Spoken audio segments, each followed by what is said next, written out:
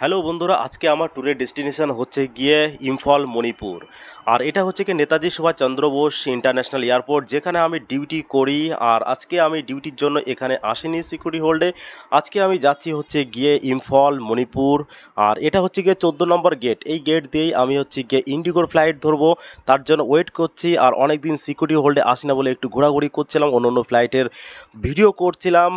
কেউ কি আমি বেসমেন্টে ডিউটি থাকে আমার বেশিরভাগ টাইমটা, তার জন্য উপরে আসাই হয় না, ডিপার্চার আসাই হয় না। তাই জন্য প্রায় 6 মাস পরে সিকিউরিটি হোল্ডে এলাম। আর কেমন করেছে সিকিউরিটি হোল্ডে একটু সেই জন্য ঘোরাঘুরি করছিলাম।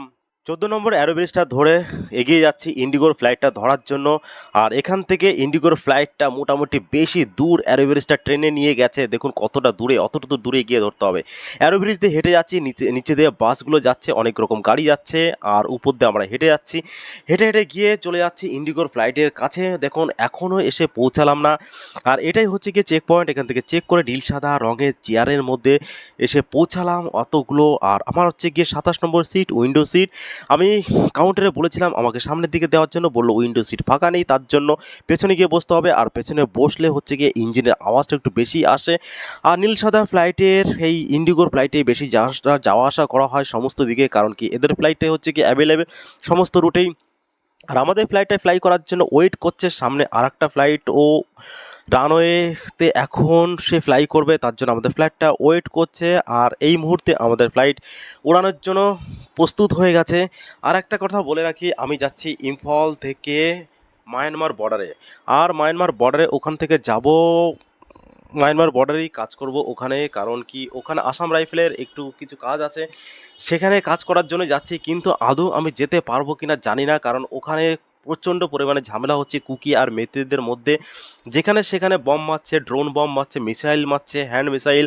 তো তাই কারণে হচ্ছে গিয়ে সেখানে খুবই ঝামেলা হচ্ছে। আমি জানি না যেতে পারবো কিনা, কারণ ইম্ফল থেকে মোটামুটি 60-70 কিলোমিটার দূরে হচ্ছে গিয়ে মায়ানমার বর্ডার, মোড়ে বর্ডার, যেখানে আসাম রাইফেলের পুরো ক্যাম্পাস ওখানে। আর সেখানেই আমার কাজ, আমি জানি না যেতে পারবো কিনা। তো প্রথমে হচ্ছে কি ইম্ফল গিয়ে ওখানে ড্রাইভারদের সঙ্গে কথা বলবো এয়ারপোর্টে, যদি যেতে পারি তো যাব, না যেতে পারলে মোটামুটি ফিরে চলে আসবো আবার। আর এই সাইডটা আমি পড়েছি জানালার, আর এই দিক থেকে আমার ফ্ল্যাটটা মোটামুটি দেখা যায়, সেটাই আমি খোঁজার চেষ্টা করছিলাম যে আমার ফ্ল্যাটটা দেখা যায় কিনা। কারণ ডেলি আমি জানালা জানালা দিয়ে দেখি যে ফ্লাইটের ল্যান্ড করছে, উড়ে যাচ্ছে, ঠিক আছে, কিন্তু আমি ফ্লাইট থেকে দেখার চেষ্টা করছিলাম আমার ফ্লাইটটা কোথায়, কিন্তু খুঁজে পেলাম না কোন জায়গাটায়। খুবই কাছে আমার 1 নম্বর এয়ারপোর্টের কাছেই, কিন্তু খুঁজে পেলাম না। আর সব থেকে বড় কথা, আমি যে মণিপুর যাব এটাও আমার কোনো ডিসিশান ছিল না, কারণ কেউ যেতে চাইছে না অফিস থেকে। এখানে এতই ডেঞ্জার যে কেউ যেতে চাইছে না। আর জানালার পাশে বসে নীল সাদা আকাশ মেঘ দেখতে দেখতে যাচ্ছিলাম, আর চিন্তা করছিলাম আদৌ আমি সেখানে যেতে পারবো কিনা। বাড়ির লোকও টেনশন করছে, সেখানে এত ঝামেলা, সেই ঝামেলার মধ্যে দিয়ে কী করে আমি ঘুরে আসবো, সেখানে কাজ করব কি করে, আমাকে বাই রোড যেতে হবে। আর যেখানটাতে যাব সেখানটাতে হচ্ছে গিয়ে সব থেকে বেশি মাওবাদীদের বা বলুন বা মায়ের বাড়ি টেররিস্টদের বলুন, সেখানে হচ্ছে গিয়ে সবথেকে বড় ঘাঁটি। আর সেখানে যেতে গেলে মোটামুটি তাদের হয়েই যেতে হবে, তাদের সঙ্গে কথা বলেই যেতে হবে, কুকি আর মেথি। শুনেছি নাকি যে বাইরের লোকগুলোর সঙ্গে সেরকম ব্যবহার খারাপ করে না, যা ঝামেলা ওদের মণিপুরের যারা ফ্ল্যাট এরিয়াতে থাকে তাদের সঙ্গে পাহাড়ি লোকেদের ঝামেলা। এই নীল সাদা মেঘের ভেতর দিয়ে বাংলাদেশের উপর দিয়ে উড়ে যেতে যেতে সেটাই ভাবছিলাম যে আদৌ যেতে পারবো কিনা। আমার ডেস্টিনেশন এখান থেকে হচ্ছে গিয়ে মোটামুটি 45 মিনিটের মতো। আর এটা হচ্ছে গিয়ে লোকটাক লেক, যেটা হচ্ছে গিয়ে ইম্ফলের সবথেকে বড় এবং সুন্দর। আর এই লেকের মাছের মাছের যে উৎপত্তি সেটাই হচ্ছে গিয়ে পুরো মণিপুরে সাপ্লাই হয়। আর মোটামুটি ল্যান্ড করার টাইম হয়ে গেছে, প্রচণ্ড বৃষ্টি হয়েছে মনে হচ্ছে, একদম চারিদিকে জল জলময়। আর মোটামুটি অন টাইমের মধ্যেই পৌঁছে গেছি, কারণ এই রুটটাতে সেরকম ফ্লাইটের কোনো ঝুঞ্ঝাট নেই, খুবই কম ফ্লাইট এখানে আসে।